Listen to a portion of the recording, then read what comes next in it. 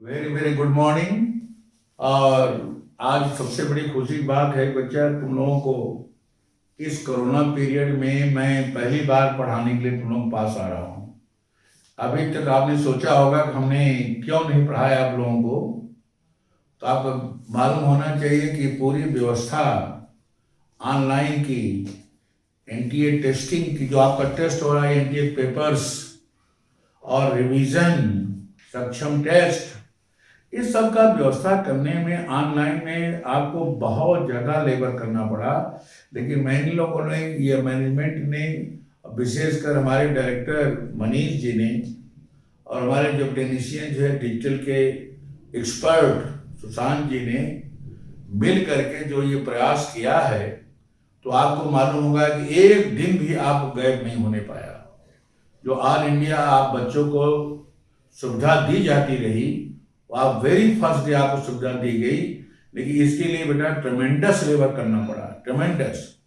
उसी में लगा रहा सबके साथ। मैं बधाई देता हूँ आपके टीचर्स को, उन्होंने रात दिन एक करके इसको जल्दी जल्दी सीखा और आग सामने आ गए। अब इस समय वो जो है पेपर के selected questions, NCERT questions, NTA questions, NEET questions और आईआईटी मेंस के क्वेश्चंस, अब पिछले 10 साल के नीट के पुराने क्वेश्चंस, यही बार बार रिवाइज हो रहा। उसके बाद आपकी फरमाइश हुई कुछ सिलेक्टिव टॉपिक्स, सेमीकंडक्टर आपने देखा होगा, फिजिक्स में रेडियो एक्टिविटी आपने पूछा, कहा, और आप photoelectric effect, atomic physics, thermodynamics, wave, nature of light, diffraction, interference, polarisation, आप जो जो कहते गए वो सब सब हम लोग रिवाइज करते चले जा रहे हैं। और आपको इतना वादा कर रहे हैं कि इसके बाहर बेटा नहीं आएगा, बस तुम केवल फोकस करो, अपनी कोचिंग पर, अपने टीचर पर रिलाई करो। बहुत अच्छा पढ़ा रहे हैं, बहुत अच्छे पेपर दे रहे हैं, और मुझे इस बात का गर्व है कि जो हमने चाहा था उससे ज़्यादा करके हमारे टीचर्स ने दिखाया है। और आपका परफॉर्मेंस में मैं देख रहा हूँ ऑनलाइन पर, जो टेस्ट में हो रहा है, एनटीए जो मिंटी क्विज हो रहा है, उसमें आप पार्टिसिपेट कर रहे हैं, बढ़िया जवाब दे रहे हैं। लेकिन फिर भी कहीं कहीं कुछ बच्चे मिस कर रहे हैं, तो उस क्वेश्चन को फिर से हम लोग रिवाइज करके दे रहे हैं, दोबारा फिर आप गलती करते हो, फिर हम लोग पूछ रहे हैं, और आप बताया जा रहा है कि देखिए आपके एनसीईआरटी के फला क्वेश्चन है, फला पेज पर है, फर्स्ट ईयर का है, सेकेंड ईयर का है, कहाँ पढ़ाया गया है, क्यों आप भूल रहे हैं। तो इसका आप भरपूर फायदा उठाइए। अब आई मेरी बात, मैं जब संतुष्ट हो गया तब मैं आपके सामने आया हूँ। उसके लिए बच्चों को कुछ फरमाइश आई थी कि वर्क पावर एनर्जी को आप रिवाइज करा दीजिए। तो चलिए मैं आज थोड़ा सा वर्क डन बारे में आपको बताता हूँ कि वर्क डन है क्या। Work power energy very important topic बच्चों फिजिक्स में, क्योंकि इसको पढ़ने के लिए आपको न्यूटन्स लॉज ऑफ मोशन जानना जरूरी होगा। तो आप समझिए कि Newton's laws of motion, work और एनर्जी अगर आप पढ़ते हैं तो 3-4 सवाल तो आपको मैकेनिक्स से मिल जाते हैं, क्योंकि ये आपको टॉपिक ग्रेविटेशन मिलेगा, वर्क और एनर्जी, आपको रोटेशन मिलेगा, एसएचएम मिलेगा, वेव मिलेगा, इलेक्ट्रोस्टैटिक मिलेगा, मैट्रिक्स मिलेगा, मॉडर्न फिजिक्स मिलेगा, और हीट में थर्मोडायनेमिक्स मिलेगा, जनरल प्रॉपर्टी ऑफ मैटर्स जिसमें इलास्टिसिटी है, सरफेस टेंशन है, फ्लो ऑफ लिक्विड्स में विस्कोसिटी, बर्नौली थ्योरम, ये सब जो आप पढ़ेंगे, ये टॉपिक हमेशा पूरी फिजिक्स में छाया रहेगा। तो चलो बेसिक आज हम लोग देख लेते हैं, जो आपने कहा है थोड़ा 10 मिनट के लिए आप चेक करके देखें कहाँ मिस कर रहे हैं आप। आपको वादा करते हैं कि जो जो मेन टिप्स हैं आपको बता देते हैं, उसे फॉलो करके चलें। तो सबसे पहला क्वेश्चन होगा, व्हाट इज वर्क डन। तो वर्क डन का मतलब बेटा ये होता है, इसकी डिफिनीशन, इसकी डिफिनीशन के बारे में आप अच्छी तरह समझ लीजिए, खूब क्लियर कट। वर्क डन आपका होगा that is dot product of force and displacement. सबसे छोटी डिफिनीशन आप जानते भी हैं, आप पढ़ाना भी ज्यादा नहीं है, ये डॉट प्रोडक्ट है, इसके माने स्केलर स्केलर है। और आप इसको ये भी जानते हैं कि डब्ल्यू डॉट प्रोडक्ट में एफ डॉट होगा इसका एफ एस कॉस थीटा। आपको पता हो गया कि ये थीटा कहां से आ गया।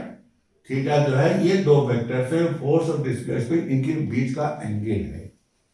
ये आपका वर्क डन। इसकी यूनिट बच्चों जूल होगी, एसआई यूनिट जूल होगी।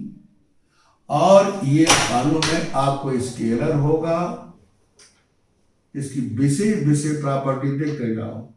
और इसका डायमेंशनल फार्मूला होगा ml² टी की पावर -2। ये इसका है वर्क डन की बात।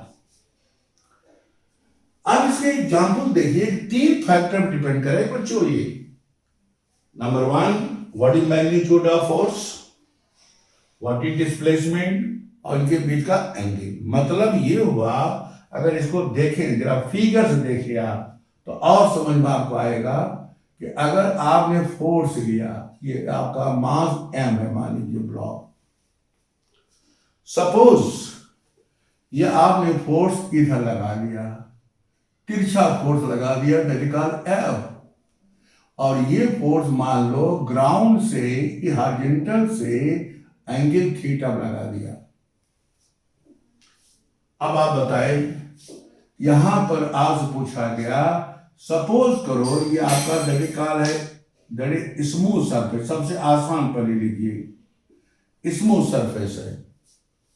अब न्यूटन लॉ मोशन में सबसे पहले देखिए फोर्सेस कितने लगेंगे। तो फोर्स के बारे में हमने बताया, आपके प्रोफेसर लोगों ने बताया कि जितने कंटेक्ट होगा बॉडी का सराउंडिंग में उतने फोर्स होंगे। जैसे इसका एक फोर्स होगा बेटा, that is called weight mg, gravitational force mg होगा, वो पता है हमेशा डाउनवर्ड होगा, वर्टिकल। और सेंटर मास पे लगेगा। एक इसका जो होगा कंटेक्ट फोर्स होता है, मतलब ब्लॉक और सरफेस जहां कंटेक्ट होगा, तो यहां से यहां तक कंटेक्ट है। तो अगर नॉर्मल कंडीशन है तो कंटेक्ट आपका मान लीजिए कि कहीं पर होगा, तो वहां पर कंटेक्ट फोर्स जो लगेगा उसके 2 कंपोनेंट होगा। नंबर 1 कंपोनेंट होगा that is called normal reaction. ये देखिए आप फिगर से समझें। नॉर्मल रिएक्शन हमेशा प्लेन के सरफेस के राइट एंगल होगा, इसलिए इसका नाम नॉर्मल रखा गया।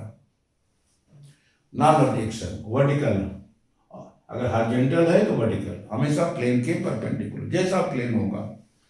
और दूसरा होगा फ्रिक्शन। फ्रिक्शन हमेशा लगता है मोशन के ठीक opposite, relative motion. Relative motion माने ब्लॉक का मोशन होगा ग्राउंड का 0, इसके माने कि ब्लॉक का मोशन रिलेटिव टू ग्राउंड होगा, और जिधर मोशन होगा उसके अपोजिट। तो फ्रिक्शन यहां पर लगेगा इसके अपोजिट अलोंग द ग्राउंड, वो होगा 0, क्योंकि सरफेस है स्मूथ। तो ये दोनों कंपोनेंट कहलाते हैं, तरीका नॉर्मल रिएक्शन और फ्रिक्शन, ये दोनों कहते हैं कंटैक्ट फोर्स। ये आपस में म्यूचुअली परपेंडिकुलर होते हैं। आप कुछ बच्चे इसको दोनों अलग अलग फोर्स मानते हो, गलत है। ये फोर्स आपका तरीका कंपोनेंट है, इनका रिजल्टेंट यहाँ कहीं होगा, लॉ पैरेललोग्राम से ये रिजल्टेंट होगा, उसको कंटैक्ट फोर्स या रिएक्शन फोर्स कहते हैं, जिसके 2 कंपोनेंट होता है, एक नॉर्मल रिएक्शन, एक फ्रिक्शन। चूंकि सरफेस स्मूथ है तो फ्रिक्शन अभी नहीं लेंगे, 0। तो कहने मतलब हुआ कि आपका एक फोर्स हुआ mg, एक फोर्स हुआ नॉर्मल रिएक्शन, एक आपने लगाया। अब आपसे पूछा इससे वर्क डन बताओ। मान लीजिए कि ये ब्लॉक आपका यहां से यहां तक ये s डिस्टेंस मूव कर गया। अब आप बताइए, फोर्स आपका कांस्टेंट है, ब्लॉक की फिगर आपको वही रहेगी, इसमें कोई चेंज नहीं होगा, फोर्स में कोई चेंज नहीं होगा। दीजिए साहब, फोर्स वही है, और आप डायरेक्शन इसका हॉरिजॉन्टल हमेशा एंगल सेम रहेगा।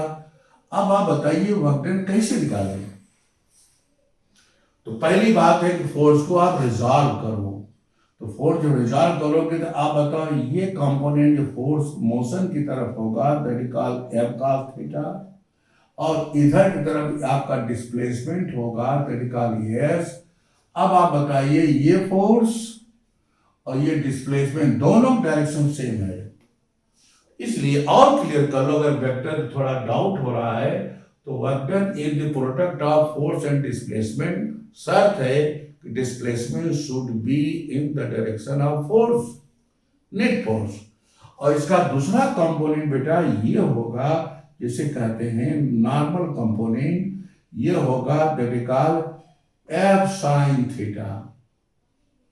अब आप बताएं कि दो आपका फोर्स अपवर्ड होगा, एक डाउनवर्ड, इधर वर्टिकल मोशन होगा नहीं। अगर वर्टिकल मोशन नहीं होगा तो आप बता सकते हैं बैलेंस है। तो आप इक्विलिब्रियम में कह सकते हो since N plus F sine theta, ये तो अपवर्ड हो गया, क्योंकि इधर की तरफ कोई मोशन नहीं है तो इस समय नेट फोर्स 0, और तभी होगा जब डाउनवर्ड फोर्स के बराबर हो मैग्नीट्यूड में। ये रहा mg, ये फोर्स आ गया। अगर पूछे नॉर्मल रिएक्शन बता दो, दैट इज कॉल्ड होगा mg minus F sine theta. ये एक आपका नॉर्मल कंडीशन निकला है, जिसे आप कहते हैं इसका वेट। वेट कभी कभी बोल देते हैं, तो वेट आप लोग mg मानते हैं तो क्वेश्चनल वेट हुआ, लेकिन जो इफेक्टिव वेट आप इनको नापे वो n नापते हैं। तो n देखो mg से कुछ कम है, बॉडी लाइटर हो गई। जहां तक फ्रिक्शन की बात होती है, आप जानते हैं कि फ्रिक्शन होता है that is called mu times into n। वो n में जरूरत पड़ेगी, वही n है। म्यू है coefficient of friction between surface and ground, क्योंकि आप म्यू 0, ये आपका है 0। अब आया इफेक्टिव फोर्स, कौन हुआ आपका, जिसकी वजह से मोशन होगा। ये तो बैलेंस हो गया, ये फोर्स आपका गया, ये फोर्स गया, ये फोर्स गया, ये तो खत्म हो गए। ये ऑलरेडी आपने रिजॉल्व कर दिया, इसको घटा सकते हैं आप। अब इफेक्टिव फोर्स आपका बचा, ये इसी कहते हैं नेट फोर्स। यही आपका नेट फोर्स होगा जो कि वर्क डन करेगा, ये रिजल्टेंट फोर्स हुआ। तो अब बताइए वर्क डन बराबर क्या हुआ, जल्दी बोलो। That is called force, net force, that is called displacement. और ध्यान रहे डिस्प्लेसमेंट इन दी, ये गलती न करना, in the direction of force, in the direction of force, net force. इनको बुरा कर दो, इसी को हम लोग कहते हैं वेक्टर की भाषा में डॉट प्रोडक्ट। तो आपके हिसाब से देख लिए बिल्कुल वही आ गया जो चाहते हो। यह हुआ F cos theta, net force हुआ इनटू एस। ये बेटा वर्क डन आ गया जूल। ये तो बड़ा सिंपल केस था, आप जानते हैं अच्छी तरह से, इसको कोई खास बात नहीं इसमें, इसकी आपको अच्छी तरह पता है। इससे कोई वर्क नहीं होगा कि नेट फोर्स 0, वर्टिकल में कोई वर्क नहीं होगा, केवल हॉरिजॉन्टल वर्क होगा, ये नेट फोर्स। अब सवाल आया कि अगर मान लीजिए फ्रिक्शन होता तो सवाल और अच्छा बन गया। तो देखो आपका यहां पर पार्ट 1 हुआ, जरा on smooth surface, on smooth surface लिया, वो भी सरफेस है हॉरिजॉन्टल, हर बात पर ध्यान देना है, हॉरिजॉन्टल सरफेस, उस केस में ये वर्क डन होंगे। और अगर आपसे कहा जाए ऑन रफ हॉरिजॉन्टल सरफेस, आप क्या करोगे? रफ हॉरिजॉन्टल सरफेस, अगर रफ हॉरिजॉन्टल सरफेस है तो अब उसका म्यू होगा दिया हुआ दोनों के बीच, अर्थात ये केस होगा। अब आप बताएं, ये ब्लॉक है, ये फोर्स है, और ये है आपका एंगल थीटा, ये सरफेस आपका रफ है, जिसका कोएफिशिएंट ऑफ फ्रिक्शन म्यू लिया आपने। अब आप बताओ mg कहाँ लगा, फिर वही भाषा डाउनवर्ड, ये तो परमानेंट फोर्स है। नंबर 1 नॉर्मल रिएक्शन इसका अपवर्ड होगा, इसमें कोई गलती मत करना। n एक कंपोनेंट हुआ कंटैक्ट फोर्स का। अब आप बताइए इसके दो कंपोनेंट होगा, अपने जो फोर्स लगा जो कि मोशन कराएगा इसका, एक कंपोनेंट ये जो होगा that is called F cos theta, और एक कंपोनेंट इसका ये होगा जिसे कहते हैं एफ साइन थीटा। अब आप बताइए यहां पर ये दोनों के अगेंस्ट आपका मोशन इधर होगा, ब्लॉक आपका इधर जा रहा है, ये ब्लॉक इधर गया, फोर्स वही लगा रहा, कांस्टेंट रहा मैग्नीट्यूड में, डायरेक्शन भी सेम रहा। अब आप बताएं यहां से यहां तक आपका ब्लॉक का डिस्प्लेसमेंट मान लो यस हो गया। अब बताइए वर्क डन कैसे निकालोगे? तो आर्मरेस्ट सरफेस पर वर्टिकल फोर्स बैलेंस करो, तो वर्टिकल कोई मोशन नहीं हो रहा, तो आप वही भाषा लिखें यहां पर m बराबर आ जाएगा vertical M G minus F sine theta. आप कर चुके हो, ये देखिए आप कर चुके हो, this force plus this force बराबर दिस फोर्स करो तो ये निकला है। अब आया फ्रिक्शनल फोर्स। फ्रिक्शनल फोर्स होगा दैट कॉल्ड फ्रिक्शनल फोर्स को हम लोग सिंपली यह कहेंगे वो होगा म्यू इंटू एन, और वो एन की जरूरत पड़ जाएगी। यहाँ फ्रिक्शनल फोर्स आपका हुआ म्यू टाइम्स ये हुआ M G minus F sine theta. थोड़ी सी आपको घबराहट होती फ्रिक्शन में, फ्रिक्शन घबराए नहीं, और ये इसमें वैल्यू तो आ गई, डायरेक्शन बोलो तो ब्लॉक जो होगा इसका रिलेटिव मोशन ग्राउंड के रेस्पेक्ट में किधर है, राइट साइड में, तो जिस बॉडी में रिलेटिव मोशन होता है उसके अपोजिट, तो चूंकि रिलेटिव मोशन इसका इधर की तरफ है, रिलेटिव मोशन ब्लॉक का विथ रेस्पेक्ट टू ग्राउंड अगर राइट साइड में है तो फ्रिक्शन बेटा इस ग्राउंड के एलॉन्ग और अपोजिट डायरेक्शन लगेगा, जैसे कहते हैं म्यू एन, यही आपका फ्रिक्शनल फोर्स है। तो सब मिला के बताओ ये फोर्स और ये फोर्स दोनों म्यूचुअली परपेंडिकुलर, ये कंपोनेंट है, रिएक्शन फोर्स आपका ये होगा जिसको कैपिटल आर बोलते हैं। उसको अगर कभी कभी पूछा जाए रिएक्शन बताओ, बच्चे ये निकाल लेते गलत, इसका नाम नॉर्मल रिएक्शन है, इसका नाम क्या कहते हैं, रिएक्शन फोर्स, इसकी जरूरत है नहीं। लेकिन अगर आर पूछे तो लाप्लाग्राम से अंदर दो वेक्टर राइट एंगल है, अंडर रूट डे स्क्वायर तो डे स्क्वायर होगा। ध्यान रखना इसको अच्छी तरह से, ये हम बताते चले एक्स्ट्रा कुछ चीज आपको न्यूटन लॉ मोशन भी कवर करते चले ताकि आप नर्वस ना हो। कोई बच्चा कहता है आप दिखा भी दीजिए डायग्राम में, तो लीजिए डायग्राम में दिखा दे रहे हैं, ये लीजिए, इसको कहते हैं रिएक्शन फोर्स कैपिटल आर। अब आर वेक्टर अगर कोई पूछता है कभी आपसे तो आर जो होगा रिजल्टेंट इन दोनों का, किसका किसका रिजल्टेंट होगा बोलिए, इन दोनों का, अर्थात आपका नॉर्मल रिएक्शन का रिजल्टेंट होगा और आपका दरिकाल फ्रिक्शनल फोर्स माने म्यू एन का, इनका रिजल्टेंट होगा,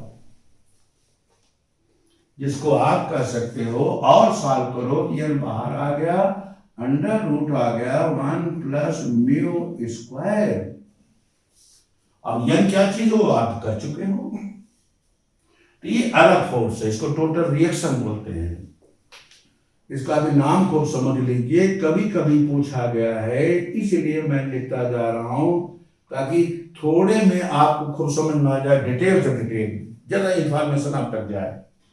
तो ये कभी पूछे तब इसे नाम नॉर्मल रिएक्शन नहीं, रिएक्शन नाम है और यह का नाम है नॉर्मल रिएक्शन।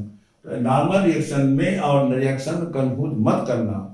अब आया इन दोनों कुछ एंगल होगा, तो अब बताओ ये रिएक्शन और नॉर्मल रिएक्शन जो एंगल होता है बेटा, इसको भी कभी कभी पूछ लेते हैं एंगल फाई। तो फाई क्या चीज है बताइए, व्हाट इज फाई? ये आपका कहते हैं angle of friction. Angle of friction between किसके किसके होगा बोलो, that is called total reaction and normal reaction के बीच होगा, दैट इज कॉल्ड क्या कहोगे, एंगल ऑफ फ्रिक्शन। तो थोड़ा थोड़ा बता जाए ताकि आपको कुछ रिवाइज होता जाए, ये रिवाइज करने की बात, बाकी आप पढ़ चुके हैं। फिर आप बोलिए वर्क डन कैसे करोगे। अब वर्क डन ये जो मेन टॉपिक आपका इस वक्त है, वर्क डन कैसे निकालोगे। तो वर्क डन एक आप बताओ, work done by external force, तो what external force, resultant force बेटा ये है, तो आप ये लो। अब फोर्स और डिस्प्लेसमेंट डायरेक्शन सेम है तो पॉजिटिव होगा। ये हो गया तेरा F cos theta into S, ये तो आप work done by force applied. अब बताओ what is work done by friction. अब फ्रिक्शन बताओ, displacement right side, friction left side, दोनों 180 डिग्री का है। अगर यहाँ पर 180 रखोगे यहाँ पर तो cos 180 होता -1, तो बेटा ये होगा radical minus F into S. ये work done by friction negative, ये सब गलती मत करना। अब W तेरा जो नेट वर्क आया, दैट इज नेट वर्क आया, दैट इज कॉल्ड आउट क्या, F cos theta into S minus mu, what is value of F, F आप निकाल चुके हो, म्यू एन, और एन की वैल्यू आप जानते हो, ये लिखा हुआ है N G minus F sine theta. अब आप बताओ इंटू एस, अब आप निकालिए वर्क डन निकला है, ये वर्क डन नेटवर्क हुआ। ये ध्यान रखें बेटा, वर्क डन में निकालेंगे सभी फोर्स कंसीडर किए जाएंगे, और वर्क डन की आप निकालेंगे, साइन की गलती होती है पॉजिटिव नेगेटिव, अगर फोर्स डिस्प्लेसमेंट डायरेक्शन होगा तो वर्क डन पॉजिटिव, जैसे ये फोर्स ये डिस्प्लेसमेंट सेम डायरेक्शन में तो पॉजिटिव। यहाँ वर्क डन बाय फ्रिक्शन, तो फ्रिक्शन आपका लगा लेफ्ट साइड में, opposite to direction of motion, इसलिए नेगेटिव होगा, जिसको अलजेब्रिक सम बोलते हैं। Total work done by all forces, उनका अलजेब्रिक सम, वेक्टर सम नहीं, स्केलर है, अलजेब्रिक सम माने ऐड विद प्रॉपर साइन, आप साइन लगा करके जोड़िए। ये था आपका रेडिकल वर्क डन का एक मेथड, सीधा सीधा। अब इसका एग्जांपल देख लो, ये तो हमने वर्किंग करके दिखाया। अब आप वेक्टर से करके देखो, तो एग्जांपल एक छोटा सा लो। अब बेटा इसका एग्जांपल लो, बिना एग्जांपल फिजिक्स में डायग्राम एग्जांपल वेरी इंपॉर्टेंट। अगर आप कहा जाए शॉर्ट में कोई फोर्स हमने लगाया, that is called 3i cap plus 2j cap plus k cap. अब आप बताओ न्यूटन, फोर्स लग गया, और आपका that is called displacement from, short लिख रहे हैं, r1 पोजीशन वेक्टर, ये था i कैप प्लस आपका j कैप प्लस मान लो k कैप 2, इसको यहां से मैं ले गया इधर, दूसरी पोजीशन ले गया, r2 वेक्टर बराबर हुआ 3i cap plus 4j cap plus radical 3k cap. अब आपसे पूछा कैलकुलेट वर्क डन, सीधा सवाल, सीधा क्वेश्चन, वर्क डन ये पूछा आपने, तो इसमें बेटा आपका चाहिए डिस्प्लेसमेंट। तो पहला काम देखो, डिस्प्लेसमेंट कैसे निकालोगे। डिस्प्लेसमेंट जिसे कहते हो डेल्टा एस कहो या डेल्टा आर कहो, रेडिकल R2 माइनस R1, ये initial position, final, final minus initial, सीधा सीधा सब्ट्रैक्ट कर दो, तो 3i cap minus i cap माने 2i cap, simple mathematics direct, और 4j cap plus j cap, I mean 3j cap plus 3k cap plus k cap माने 2k cap.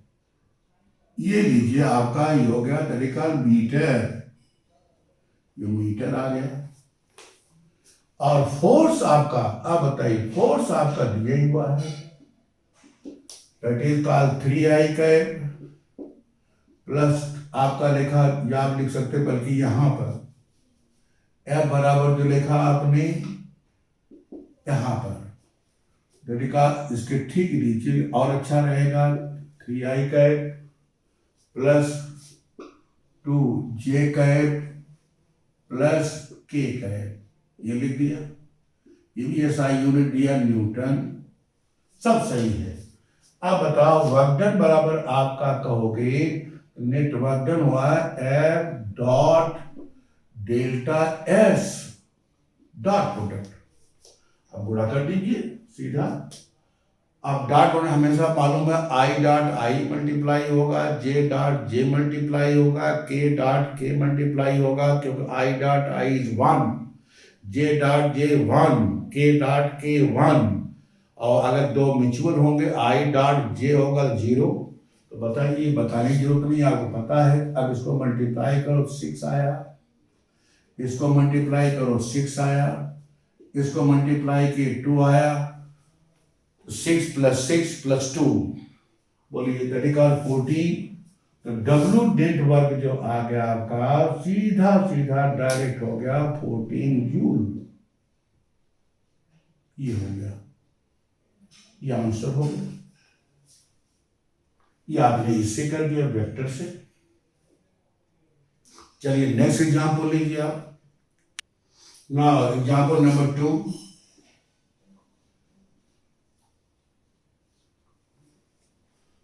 Work done.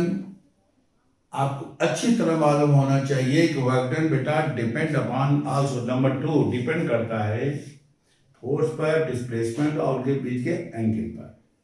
वो तो हो गई। नंबर 1, ये फोर्स ये frame of reference पर भी डिपेंड करता है।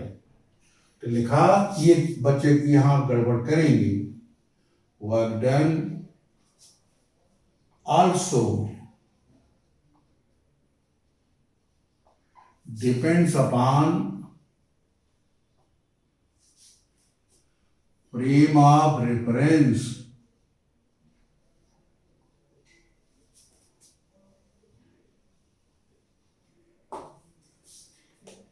जैसे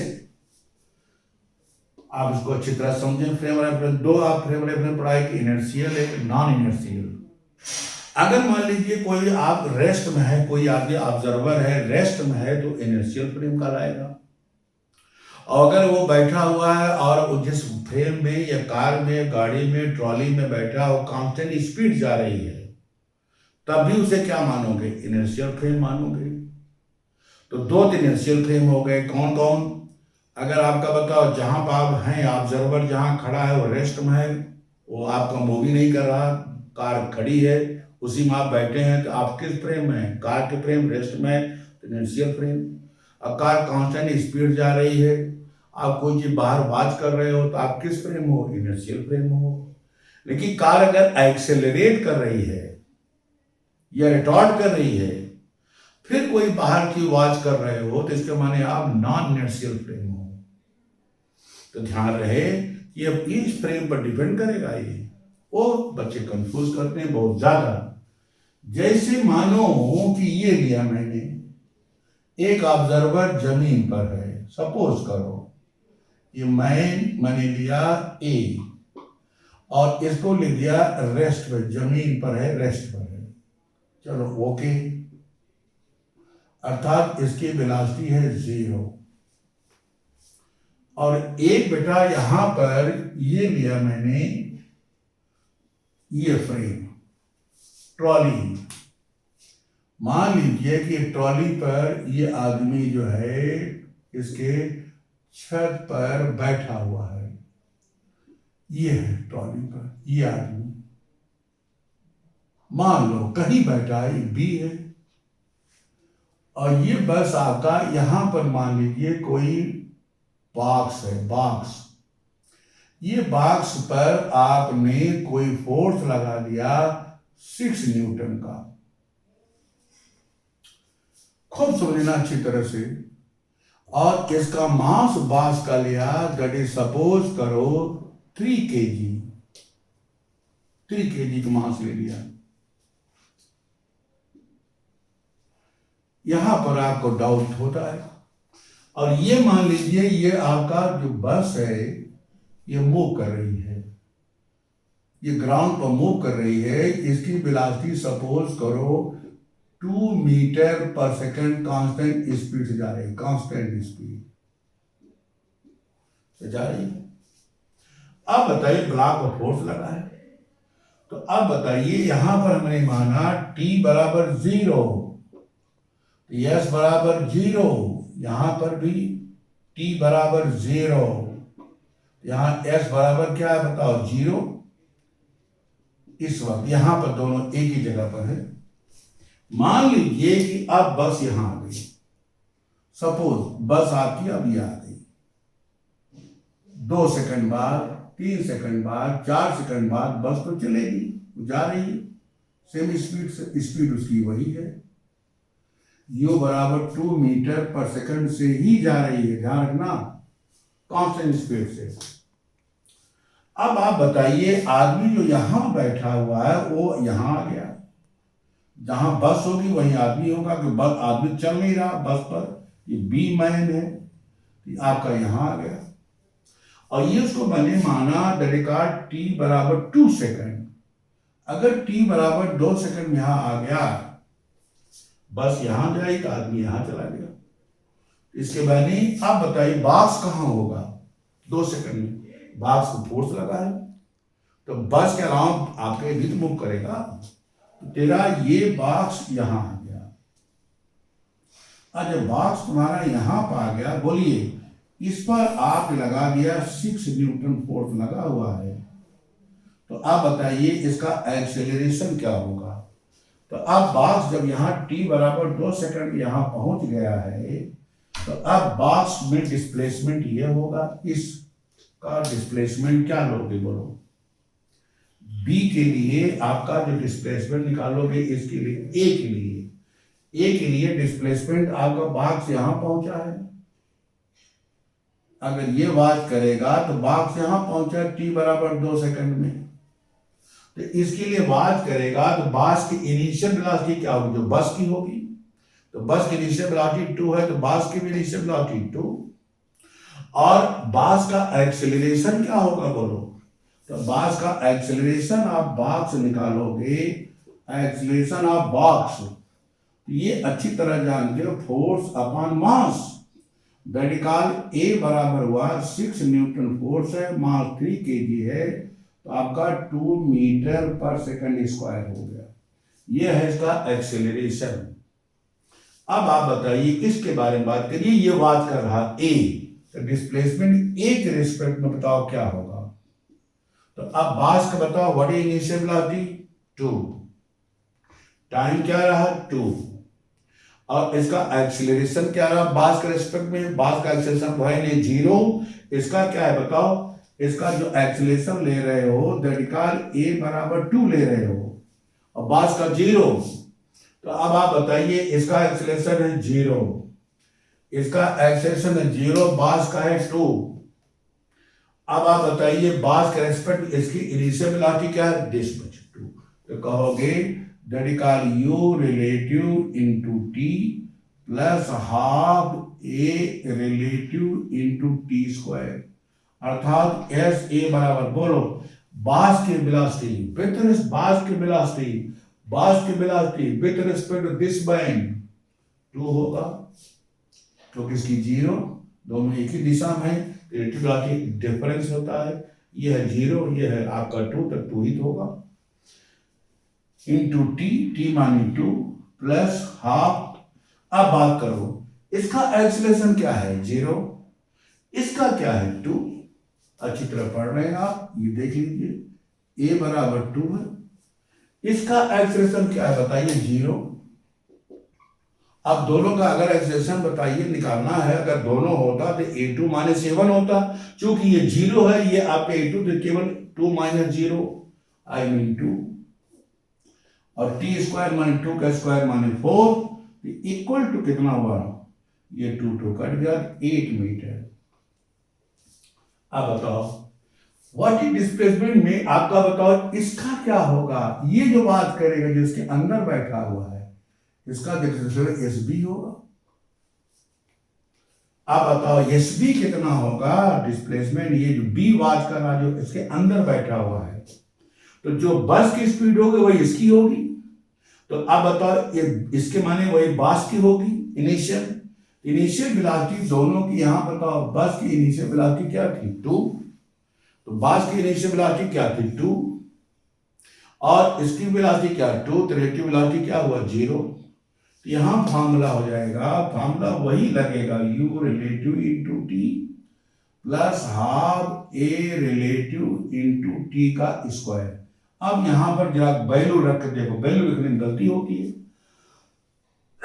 what is velocity of box with respect to bus को या मैन को, मैन बस एक ही है, दोनों सेम स्पीड जा रहे, एक ही जगह पर जा रहे, बोलो तो 0 होगा plus half what is acceleration of box with respect to bus या मैन, वो 2 ही होगा क्योंकि इसका 0 है।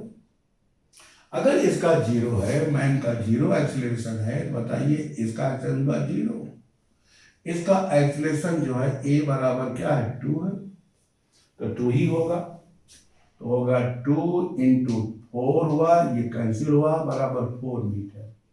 अब गौर करने वाली बात है कि अलग अलग रेफरेंस में अलग अलग ऑब्जर्वर, जो ये ऑब्जर्वर है 2 सेकंड में कितना दूरी बस को देखेगा 8 मीटर पर, और जो बस बैठा हुआ वो कितनी दूरी देखेगा 4 मीटर पर। तो फ्रेम ऑफ रेफरेंस अगर है अलग अलग तो डिस्प्लेसमेंट अलग अलग होगा, लेकिन फोर्स वही होगा। फोर्स ये बात करेगा तभी 6 न्यूटन बात करे बॉक्स पर, और ये बात करे तभी वही होगा। तो अब बताइए वर्क डन, पहला पॉइंट वर्क डन इन t बराबर 2 सेकेंड रिलेटिव टू, अब कौन बात कर रहा है इसको देखो, relative to S A, relative to कहो बल्कि मैन कह दो, relative to man A is, तो W आपका जो वर्क डन ए बात करेगा वो होगा फोर्स इंटू डिस्प्लेसमेंट। फोर्स क्या है बताओ 6, डिस्प्लेसमेंट क्या है 8, बराबर आपका आ गया, ये बात करेगा 48 जूल। एक आंसर ये हो गया। फिर बताओ नंबर 2, ये जो गलती करते हो, work done in same time में 2 सेकंड रिलेटिव